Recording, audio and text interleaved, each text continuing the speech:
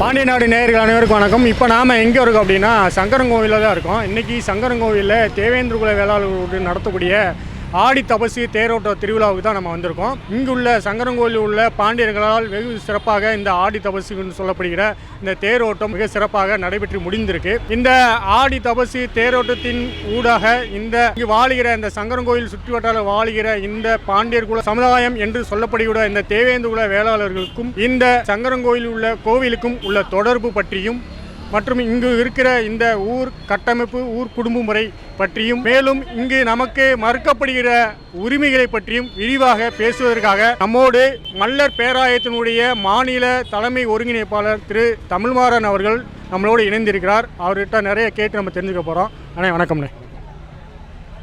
ஆடி தபசு ஒட்டி இன்றைக்கு நடைபெற்ற இந்த தேரோட்டத்தின் ஊடாக தேரோட்டமும் இந்த தேவேந்திரர்களுக்கும் உள்ள தொடர்பு.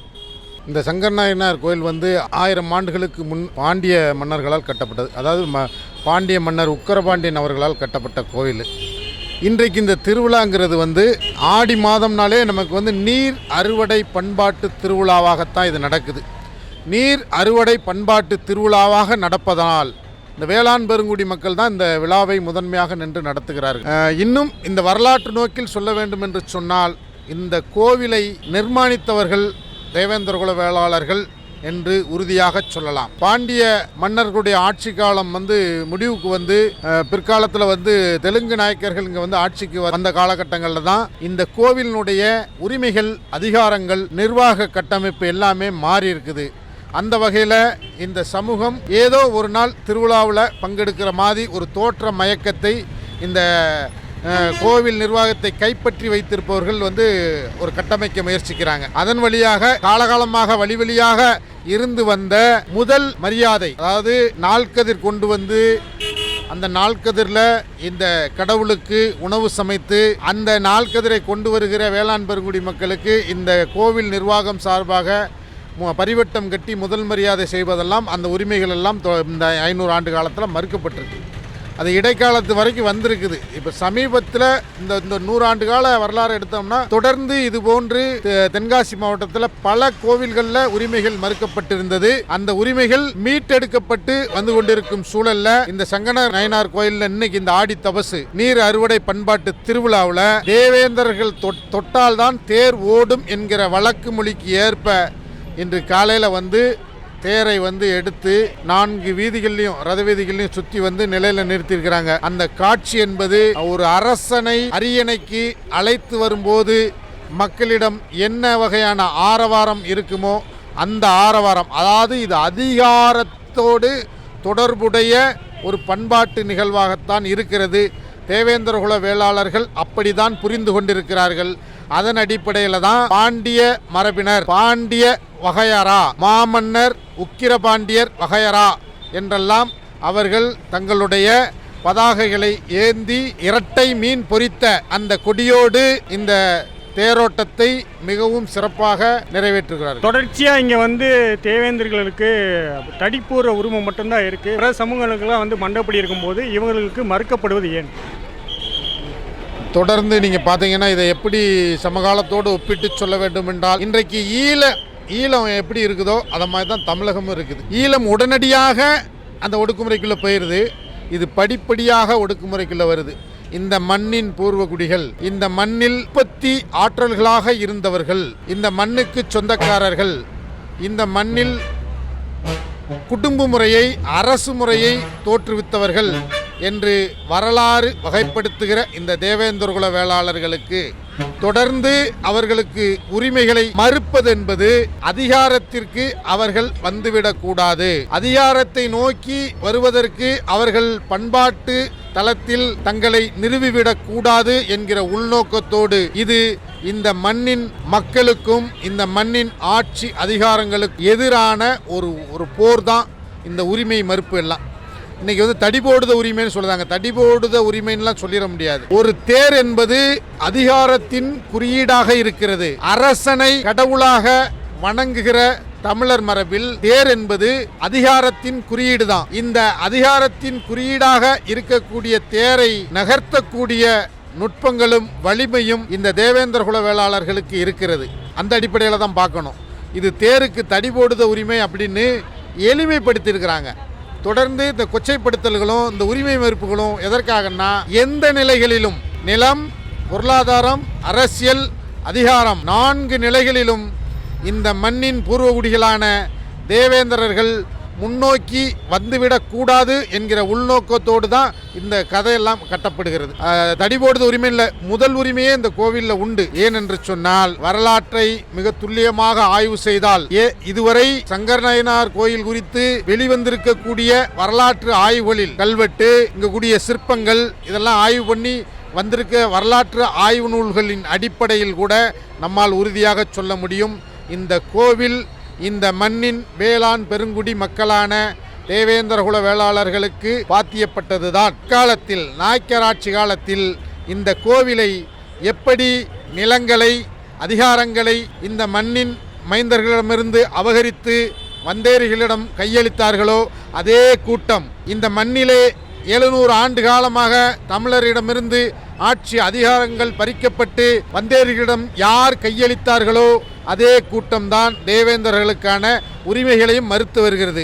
இது வெறும் பண்பாட்டு உரிமைக்கான சிக்கலாக மட்டுமே நாம் கருதிவிடக்கூடாது. இது அதிகாரத்தை, ஆட்சி அதிகாரங்களை கைப்பற்றுவதற்கான ஒரு பண்பாட்டு போர். இந்த போர் தான் அவர்கள் இப்படி எளிமைப்படுத்துறதுக்கு தடி போடுற உரிமை தான் அவங்களுக்கு இருக்குது. வேறு எந்த உரிமையும் கிடையாது. அவங்களுக்கு மண்டகப்பட்டியெல்லாம் கிடையாது. அவங்க பாண்டியர் வகையாரெல்லாம் அடிக்கக்கூடாது. அவங்க இந்த நோட்டீஸை பொதுவெளியில் ஒட்டக்கூடாது. அவங்க இரட்டை மீன் கொடி பிடித்து ஆரவாரமாக வரக்கூடாது. அதை தான் நான் கேட்குறேன்னு நினச்சேன். தொடர்ச்சியாக இவங்க தான் இப்போ நிறைய இந்த திருவிழாவில் நம்ம பாண்டியர் வகையாரா இன்னைக்கு நடந்த இந்த தேவேந்திர வேளாளர்கள் சொல்லக்கூடிய இந்த பாண்டியர் வம்சத்தில் நடத்திய இந்த ஆடி தபசு விழாவில் பெரும்பாலான இளைஞர்கள் மீன் கொடி, இரட்டை மீன் கொடியை பிடித்து ஊர்வலமாக இந்த தேர் பின்னாடி முன்னும் பின்னும் வருவதை நம்ம காண முடியுது. அதே மாதிரி ஆடைகளில் உக்கிர பாண்டியருடைய பாண்டிய வம்சனுடைய வகையாரா அப்படின்னு சொல்லி எழுத்துக்கள் பொறிக்கப்பட்டிருந்தது. ஆனால் இங்கே இருக்கிற காவல்துறையினர் இது மாதிரி செய்யக்கூடாது அப்படின்ற இவங்களுக்கு அச்சுறுத்ததாகவும், பதாகைகளில் உக்கிர பாண்டியர் படத்தை நீங்கள் பயன்படுத்தக்கூடாது அப்படின்ற மிரட்டல் விடுத்ததாகவும் கேள்விப்படுறோம். இது எந்த அளவுக்கு உண்மை? எதனால் இந்த மாதிரி அரசு இவங்களுக்கு நெருக்கடி கொடுக்கும்? இல்லை, உண்மைதான். சங்கரநயினார் கோவிலில் ஆடி மாதத்தில் இந்த நீர் அறுவடை பண்பாட்டு திருவிழாவை இந்த தேவேந்திர குல வேளாளர்கள் ஆரவாரமாக முன்னெடுத்து வருவதை 100 ஆண்டு காலமாக இங்கே தமிழ் நிலத்தை வந்தேரிகளிடம் கையளித்த அந்த கூட்டம், இந்த மண்ணின் மைந்தர்கள் இரட்டை மீன், அந்த செண்டை பொறித்த அந்த பாண்டியர்களுடைய அதிகார லட்சினை பொறித்த கொடிகளோடு பதாகைகளோடு வருவதை விரும்பவில்லை. தேவேந்திர குல வேளாளர்கள் தொடர்ந்து அந்த பதாகையை ஏந்திதான் வந்திருக்கிறார்கள். வரக்கூடாதுன்னு சொல்றாங்க, சொல்ல வைக்கிறாங்க. அப்படியான புகார்களை காவல்துறையே வலிந்து பெற்றுக்கொண்டு அதன் அடிப்படையில் நேற்று இளைஞர்களை இந்த வாசகங்கள் போட்ட சுவரொட்டி ஒட்டக்கூடாதுன்னு சொல்றாங்க. நாம என்ன கேட்கிறோம்னா, மரியாதைக்குரிய மல்லர் மீட்பு கழகத்தினுடைய தலைவர் மரியாதைக்குரிய செந்தில் மல்லர் அவர்கள் மீண்டெழும் பாண்டியர் வரலாறு ஒரு புத்தகம் கொண்டு வந்தாரு. அந்த புத்தகத்துக்கு தடை விதிக்கப்பட்டுச்சு. தேவேந்திர குல வேளாளர்கள் தான் பாண்டிய மரபினர் என்று ஒரு குடி மரபியல் ஆய்வு நூலாக அது முன்வைக்கப்பட்ட போது அதில் ஒரு குறிப்பிட்ட சமூகம் இது எங்களை இழிவாக சித்தரிக்க அப்படின்னு சொல்லி வழக்கு போட்டாங்க. நீதிமன்றத்தில் அந்த குறிப்பிட்ட சமூகம் குறித்த செய்திகளை மட்டும் நீக்கிவிட்டு இந்த ஆய்வு நூலை தடையை நீக்கிருச்சு. அது மறுபதிப்பில் இருக்குது. நீதிமன்ற ஆவணங்கள், நீதிமன்றம் சமூகம் எந்த சமூகத்தை, மறவர் சமூகத்தை இழிவுபடுத்தியதாக வழக்கு தொடுக்கப்பட்டுச்சு. அந்த பகுதிகள் மட்டும் நீக்கப்பட்டிருக்குது. ஆனால் நீதிமன்றம் அந்த ஆய்வு நூலை ஏற்றுக்கொண்டு தான் அதை மறுபதிப்புக்கு அனுமதிச்சு. அப்படி ஏற்றுக்கொண்டா பாண்டியர்கள் தேவேந்திரர்கள் தான் பாண்டியர்னு சொல்லி ஏற்றுக்கொண்டதா? அந்த ஆய்வு நூல் அந்த பொருள் தான். பாண்டியர்கள் தான், தேவேந்திர குல வேளாளர்கள் தான் பாண்டிய மரபினர் என்பதை வரலாற்று சான்றுகள், நீதிமன்ற ஆணைகள், எல்லா வகையான ஆவணங்கள், கலாய்வு குறிப்புகள் எல்லாத்தையும் வச்சு தான் அந்த நூலை எழுதுறாங்க. அந்த நூலை அந்த நீதிமன்றம் மறுக்கவில்லை. நூலில் உள்ள ஒரு 10 பக்கங்களை நீக்க சொல்லி இருக்குது. அந்த மறவர் சமூகம் குறித்த 10 பக்கங்களை நீக்கிட்டு நீங்கள் நூலை தாராளமாக கொண்டு போகலான்னு நீதிமன்றமே ஏற்பிசைவு செய்ததாகத்தான் நாம் இதை எடுத்துக்கொள்ள முடியும். இதுவரைக்கும் அந்த நூலுக்கு மறுப்பு வரவில்லை. இன்னைக்கு சொல்கிறாங்க, நாங்கள் உக்கிரபாண்டிய வகையார்னு இவங்க போடக்கூடாதுன்னு சொல்கிறாங்க. என்ன அடிப்படையில் சொல்கிறார்கள்? காவல்துறை துணை கண்காணிப்பாளர் தொடர்ந்து இந்த சங்கரங்கோயில் சுற்றுவட்டாரத்தை சேர்ந்த தேவேந்திர குல வேளாளர்கள் இதுபோன்று பண்பாட்டு நிகழ்வுகளில், அரசியல் நிகழ்வுகளில், சமூக நிகழ்வுகளில் ஒன்று திரள்வதை விரும்பாதவராக காணப்படுகிறார். சமீபத்தில் கூட பக்கத்தில் ஒரு ஊரில் வன்னியம்பட்டின்னு ஒரு ஊரில் இப்படி ஒரு பிரச்சனை நடந்துச்சு. அதில் கூட பாதிக்கப்பட்டவங்களுக்கு எதிராகத்தான் அவர் இது பண்ணுறாரு. வடக்கு புதூர் முருகன் வழக்கெல்லாம் நம்ம நிறைய விஷயங்கள் சொல்ல முடியும். ஒரு சுவரொட்டி ஒட்டக்கூடாதுன்னு சொல்வதற்கு அது எங்களுடைய உரிமை, கருத்துரிமை. அதில் பிற சமூகங்களை புண்படுத்துகிற எந்த வாசகங்களும் இல்லை. பாண்டிய வகையரா என்று தேவேந்திர குல வேளாளர்கள் தங்களை அடையாளப்படுத்துவதை காவல்துறையும் அரசும் இங்கே இருக்கக்கூடிய ஆதிக்க சமூகங்களும் விரும்புவதில்லை. காரணம், பாண்டியர்களுக்கு துரோகம் இழைத்தவர்கள் எப்படி பாண்டியர்கள் என்பதை அங்கீகரிப்பார்கள் என்பதைத்தான் நாம் இந்த இடத்துல புரிந்து கொள்ளணும்.